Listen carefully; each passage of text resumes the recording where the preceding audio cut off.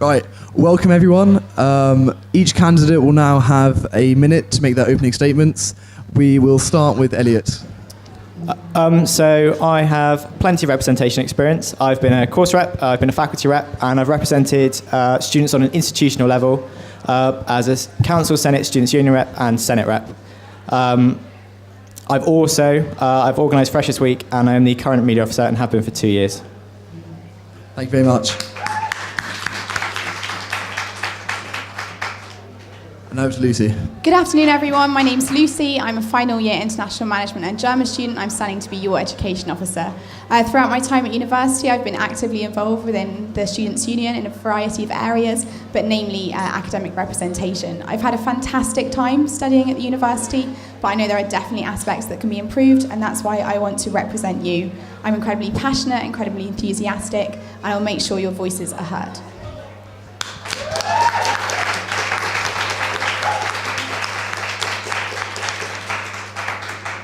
Okay, so my first question is to Lucy. The day before you come into office, the Senate at the university vote on what should be done with the academic year, saying they vote in favour for having one period of examinations at the end of the year. How are you going to respond to that? So if that's the decision that the Senate makes, then that's the decision that has to go forward. Obviously, as students, we've been actively involved with the consultation, and we've raised several issues to this. If that is the decision that goes forward, I'd be incredibly disappointed with that, because it would show that student voices haven't been taken into consideration, and there are serious flaws with the consultation as it stands at the moment. As education officer in that position, I would give my absolute all to ensure that any negative effects on students are mitigated as well as possible. Having a lot of examinations at the end of the year would be a stressful time for students, and I don't think it's something that would benefit the student body as a whole. So as education officer, I'd work to combat that. Thank you very much. So Elliot, say you were elected, what would you do in response? Well, obviously I'd also be really disappointed. I think the proposal as it stands is a terrible idea. But even if Senate do pass it, I don't think the conversation's over. We are the Students' Union. If the students don't want the proposal, we need to continue pushing and having the conversations and working for a compromise between the two of them. Just kind of nodding our head and going, okay, well, in that case, we'll just go ahead with it, isn't enough. We need to keep pushing, keep fighting, because if it's what our students want, it's what we need to do. So when you say keep fighting and keep pushing, what do you mean exactly? Well, I've been working with Paul and a couple of others, and there are a couple of other counter proposals that we've put together. And at the moment, you can vote on them on Bath Student in an indicative poll. But some of those address a lot of the issues the university want to cover, whilst also not putting all of our examinations into one period. So there are compromises that can be reached. It's not a black and white situation. We shouldn't treat it like one. Thank you. I'd really encourage all of you to go on to Bath Student. Hopefully when you're voting in the elections, check out the poll as well and the alternative options that we as a group have put out there, and look what we can do to fight the situation. Thank you very much. We're now going on to the next issue, which is that of space. I'm going to go to Lucy first. In your manifesto, you talk about a dialogue. What exactly do you mean by this, and how will it achieve anything to make sure that students have enough space on campus? Okay, so I feel as if we really need to heighten the dialogue that we have with the university in terms of student space issues. It's come across in both of our manifestos, speaking out there to voters. It's something that people feel passionate about. Yet I feel as a student body, it's something that we're not making enough noise about. And unless we communicate to the university that it's something that we feel passionate about and something that we need to change, and we need increased resources, and the resources that we have at the moment are pressured, then they won't consider it to be a priority, and they won't do a lot to help us. So the student body as a whole, just like we have done, we've rallied together against the academic shape year proposal. We need to do that the same in terms of student space issues. We need to effectively communicate to them what we want. So we've got the Manvers Street Police Station in town. As a student body, we need to get together, get our ideas together, and tell them what we want to have there. What do we need to have to suit our needs best? And what do we want, do you think? So I think, for example, on campus, we need more space, not only for individual study, but for group study as well. We need more space for students who bring their own laptops to university to be able to work there. There's nothing more frustrating than when you walk into the library, you see a computer free, yet someone sat there with their laptop that they've brought up from home. That's such a frustrating situation to be in. And in terms of the police station in town, I think we need a mix of individual space, group workspace, very flexible working environment that students would be happy to go to rather than taking the trek up to campus at the weekends or a weekday. Obviously, it'd be nice there to have facilities such as dropping library books back so you don't have to take the commute up to campus, a good internet connection, and access to other facilities. Some advice and support down there as well for student issues wouldn't go amiss. Thank you very much. Then to Elliot, it's space right now is very tight in campus, a lot of space needed for teaching. Do you think that some of your policies might be putting more pressure on departments and teachers who are also struggling for space? Sorry, can you just repeat that question, please? Do you think that some of your policies might put pressure on teaching staff who are also struggling for space?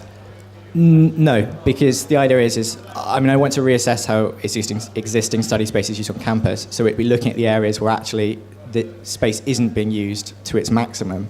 So it'd be looking at focusing on departments who aren't being pressured and actually using their space to take the pressure off departments who are being pressured. So spreading the load a lot more equally so that we can get more out of the space we've got.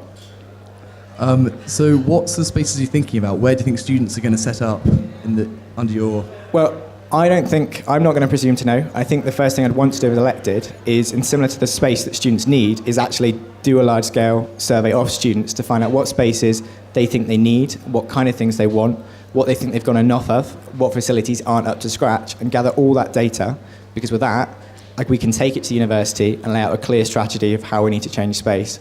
But I think the first step is finding out what students really want. Okay. Thank you very much, Elliot. We're now going to go on to postgrads. So firstly, to both of you, to make you aware, inductions are already happening.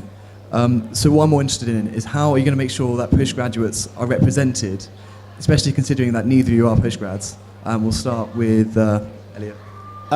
I've been thinking about this, and actually, I think the entire postgraduate representation needs a severe look at.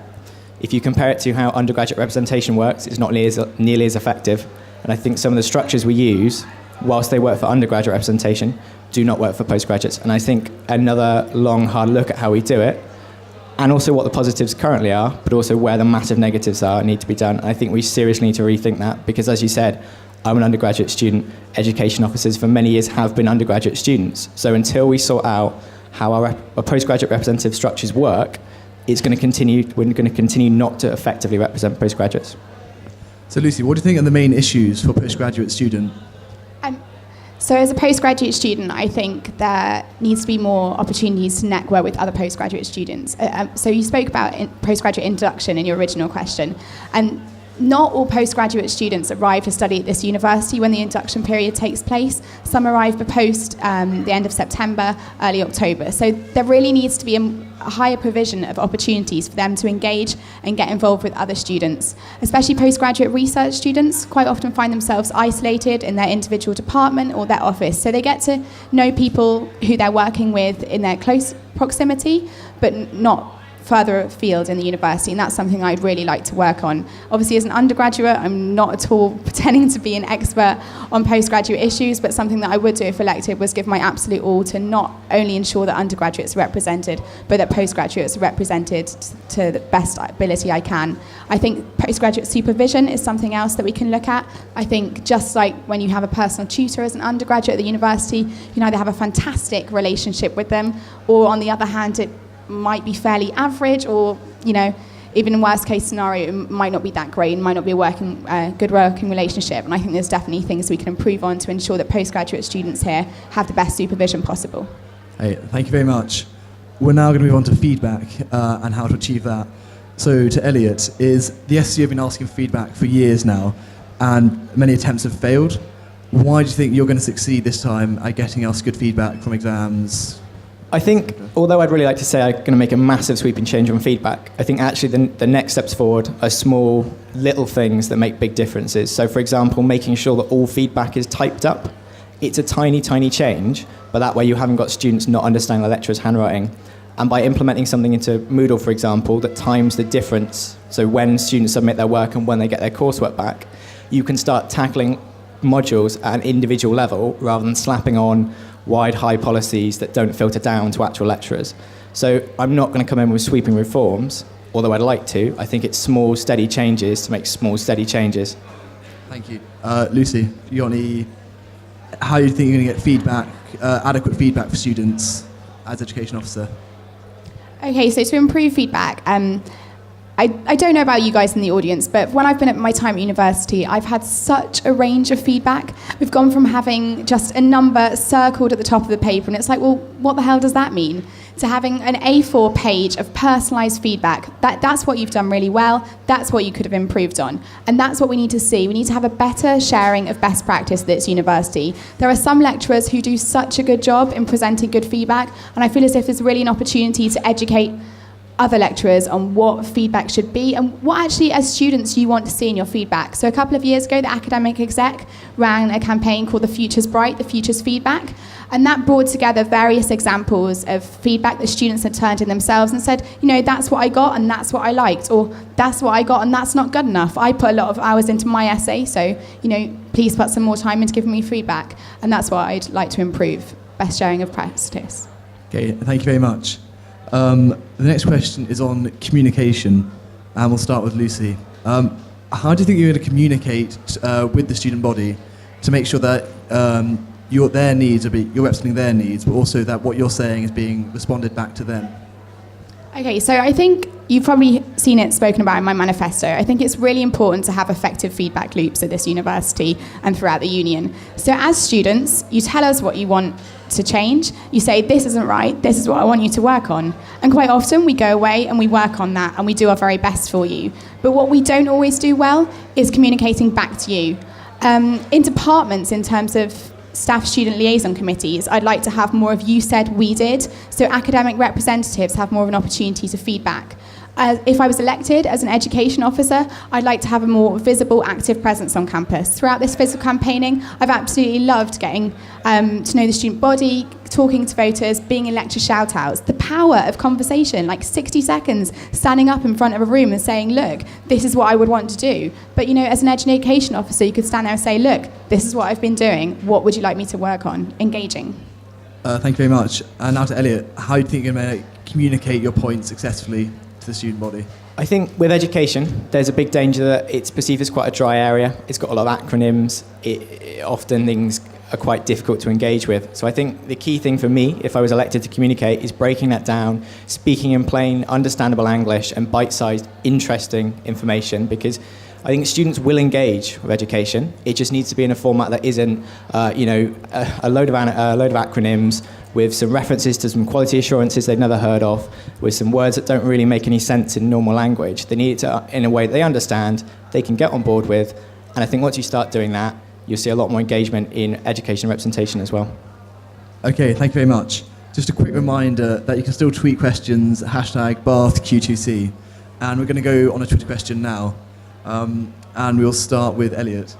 And the question is, what are you going to do regards to national education campaigns, e.g. closing the BME attainment gap? I think in terms of national campaigns, we can do a lot of work with the NUS here, but I think with things like attainment gaps, it's almost, yes, it's a national issue, but I think there's a lot of work we can do locally as well, really, because it's about having role models here, so making sure that our staff, our teaching staff, are reflective of the student demographic that we've got. So I don't know if, yes, that's a national campaign, but I think that is one I would very much tackle at a local issue. I think national campaigns that are more likely to come up are after the general election, whoever ends up in power, or which combination of people end up in power, I think we're going to see some interesting reforms.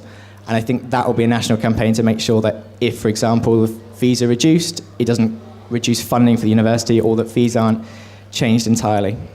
Thank you very much. And Lucy? Okay, so I was really pleased actually this week to receive a question from Miada regarding the BME attainment gap. And I think this is something that we don't engage with enough discussion with at the university. So for example, at the Women in Leadership conference a few weeks ago, there was a session that students there could take part in. And I don't want it to be that it goes for another year without us talking about it again and engaging about it again. I think, as Elliot says, it's a real opportunity for us to seize the problem locally, and actually we're at Bath, we're a leader in a lot of other things, so why can't we be a leader in trying to tackle the BME attainment gap as well? Okay, thank you very much. There's another question from Twitter, and we'll start with Lucy. What are your plans for postgraduates who teach? Is there any particular context or just generally postgraduates who teach? That's all it is, postgraduates who teach. Well, I don't have that much experience in terms of postgraduates who teach, but I can imagine the question comes from their working hours background or their workload, balancing the demands of being a postgraduate research student or with the demands of teaching. I'd be really interested to engage in conversation with either whoever raised the question or generally postgraduates who face these issues and see what we can do to make sure that they have adequate requirements. It was quite interesting. Last semester I was at a faculty forum. I spoke to a postgraduate research student, and the day before suddenly her supervisor needed to take a break from teaching, and all his teaching demands were suddenly placed on her.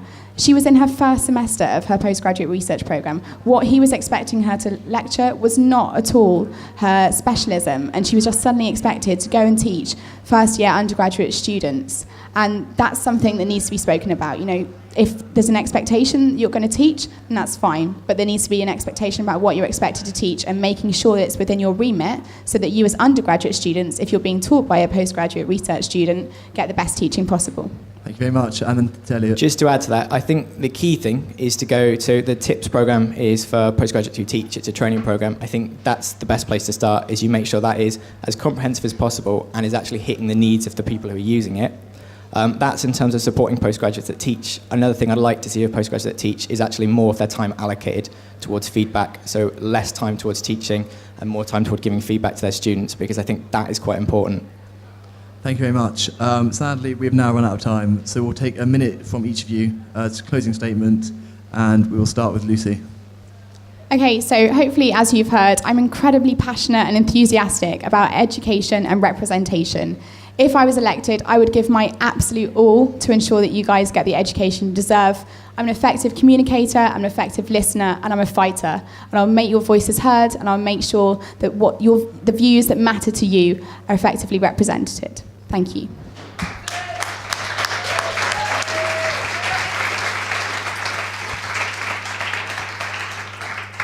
So I've laid out my experience. My policies are all available online, but the one last thing I will say is that my time here at Bath, I haven't been a high-flying student. I have had a severe number of academic difficulties, a range of things. But you can trust me to represent all students, not just those that sail through their educational experience. And so I encourage you all to vote Campbell, because Campbell can.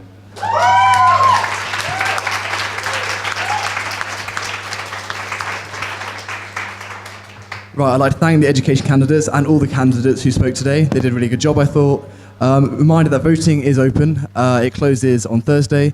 People who are here, you probably are going to vote. That's why you're here, like you're interested in this. But get your friends to vote, like post on Facebook groups you're part of. Like make sure there's really high representation. Make sure we beat Bath Spa this time. Thank you very much for coming.